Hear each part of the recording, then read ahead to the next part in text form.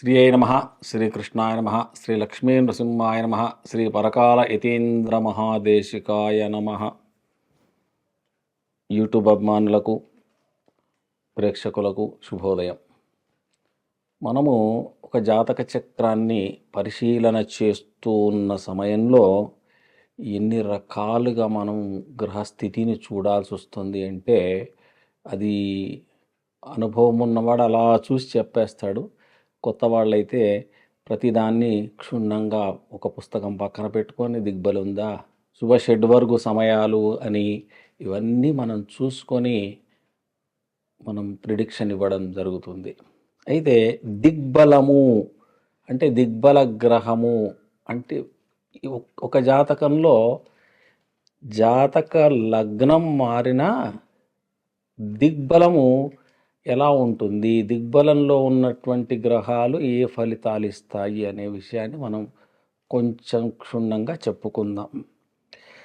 దిగ్బలం అనేది ఫలిత జ్యోతిష్యంలో చాలా ముఖ్యమైన గ్రహం.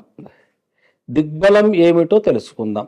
గ్రహములు ఏ దిశలలో స్థిరమై ఉంటాయో ఆ దిశాబలంనే దిగ్బలం అంటాం. అంటే తూర్పు, దక్షిణం, పడమర, ఉత్తరం, ఈ 4 దిశలు. లగ్నం ఉదాహరణకి మేషలగ్నం అయింది అనుకోండి, మేషం, వృషభం, మిథునం అంటే మేషంలోనే ఆ 2 గ్రహాలు ఏదైనా 2 గ్రహాలు ఉంటే ఏ ఫలితం ఇస్తాయి. అది తర్వాత 4వది అంటే మళ్ళీ అక్కడ మూలలో వచ్చేస్తుంది. 1, 4, 7, 10 స్థానాలను తూర్పు, దక్షిణం, ఉత్తరం, పడమర దిక్కుగా మనం భావించుకొని చూసుకోవాలి. ఏ జాతకంలోనైనా 2 గ్రహాల కన్నా ఎక్కువ గ్రహాలు దిగ్బలులైతే జాతకుడు చాలా శుభ ఫలితాలు పొందుతాడు. గ్రహం రాశిలో మధ్య అంటే 2 గ్రహాలు లేదా ఒక గ్రహము ఉంది అంటే అది ఎంత ఉండాలి అని అంటే మరి 0 డిగ్రీల్లోనో లేకపోతే 1 డిగ్రీలోనో లేకపోతే 29 డిగ్రీల్లోనో ఉంటే ఫలితం ఇవ్వడానికి ఆస్కారం ఉండదు. అంటే 30 డిగ్రీల్లో అంటే మధ్యలో 4, 5, 6 పాదములలో ఉన్నట్టయితే అంటే 9 పాదాలు కనుక ఒక భావంలో ఆ 9 భావాలలో అంటే 30 డిగ్రీలు తీసుకున్నాం మనం కనుక ఆ 30 డిగ్రీలలో 12 నుంచి 18 డిగ్రీల మధ్యలో కనుక ఆ గ్రహం ఉంటే చాలా ఉత్తమమైనటువంటి శుభ ఫలితాలు ఇస్తాయి. ఏదేని గ్రహం యొక్క బలాన్ని చూడాలనుకుంటామో ఆ గ్రహం ఉన్న రాశి ఏ భావగ్రహం ఏ భావంలో ఉన్నాడు, వాటి ప్రభావం ఎలా ఉంటుందో దానిని ఆధారంగా తీసుకొని మనం ఫలితాలు చెప్పాలి. అది పంచమమా, సప్తమమా ఇవన్నీ కూడా మనం చూసుకొని ఫలితాలు చెప్పాలి. దిగ్బలం వల్ల తమ కారకత్వమును ఆయా గ్రహములు పరిపూర్ణంగా ఇవ్వగలుగుతాయి. అందుకే గాను గ్రహముల దిగ్బలం చూడడం చాలా అవసరమని నా అభిప్రాయం. ఈ దిగ్బలం ఏ విధంగా ప్రాప్తిస్తుందో తెలుసుకుందాం.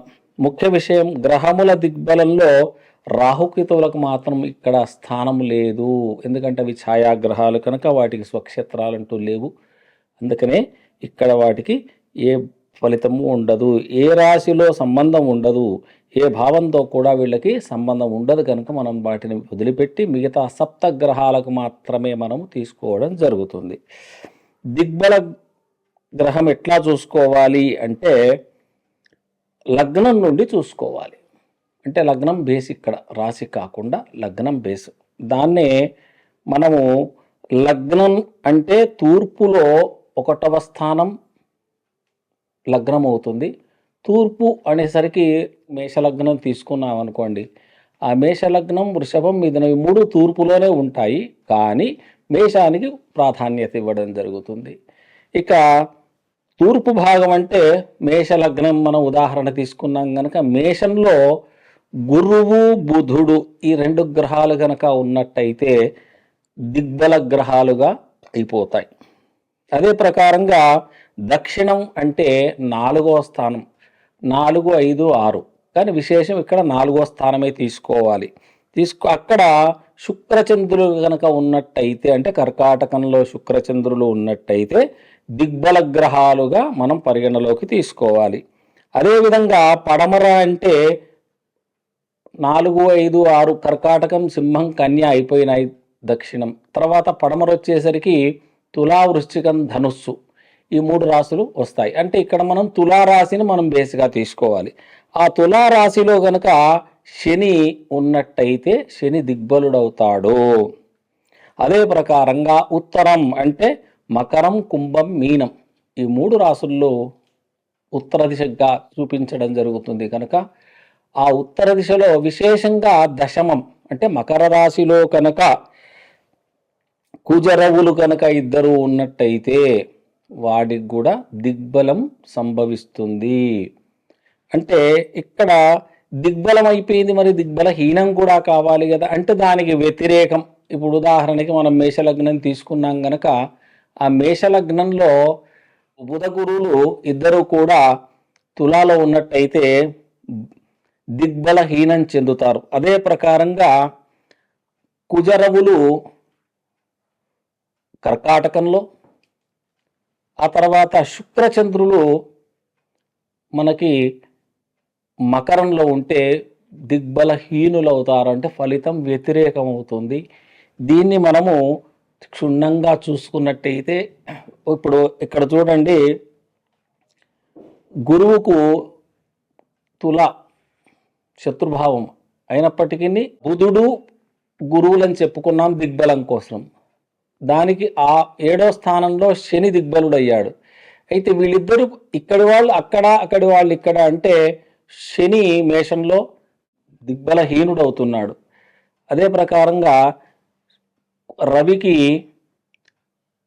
మకరం అంత శుభస్థానం కాదు, అయినప్పటికీ దిగ్బలాన్ని ఇస్తాడు.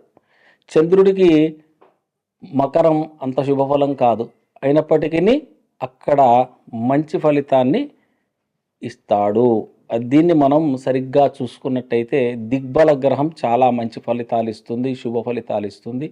అదే దానికి వ్యతిరేకంగా కనుక గ్రహాలు ఉన్నట్టయితే ఖచ్చితంగా ఫలితాలు వ్యతిరేకంగా జరగడానికి ఆస్కారం ఉంది. ఇది మీ జాతకంలో ఎక్కడైనా ఉన్నట్టయితే పరీక్ష చేసుకోండి. ఇది లగ్నం నుంచే చూసుకోవాలి. లగ్నం నుంచి మొదలుపెట్టి ఎక్కడెక్కడ గ్రహాలు ఉన్నాయో చూసుకోండి. జయ శ్రీకృష్ణ.